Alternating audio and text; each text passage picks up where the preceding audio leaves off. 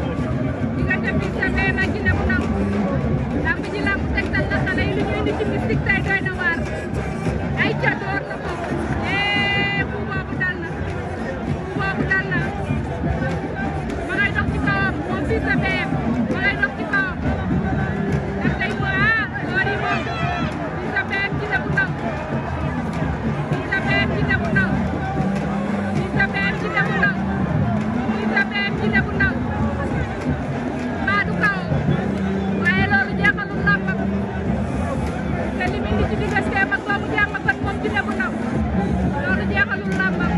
ndax nee naa la bu ñëwee def yëfi Djiné waaye Fils de Balla bi muy mujj fii ak Touba waxoon nañu làmb ji du ci génn te génn na ci ñu xool ñaari Djiné yi lu ñuy def jàppoon nañu diggante Fils de Balla ak Djiné bu Ndaw am na ngeem Fils de Balla rocceeku waat na Fils de Balla Djiné bu Ndaw Fils de Balla Djiné bu Ndaw mbooloo moom ci ginnaaw yëpp ndeysaan Kër Massar lañ jógee monsieur le maire moo ko jàppale ak bonne volonté yi nga xamante ne ñoo nekk Kër Massar xale bi dafa am gannaaw macha allah Fils de Balla Djiné bu Ndaw waa lii lan la nee naa la yëfi Djiné lay def lii lan la Fils de Balla Djiné bu Ndaw war na ko taw war na ko tamba war na ko tamba Djiné bu Ndaw Fils de Balla Djiné bu Ndaw Fils de Balla ndax dina ci génn Djiné bu Ndaw Fils de Balla ndax dina ci génn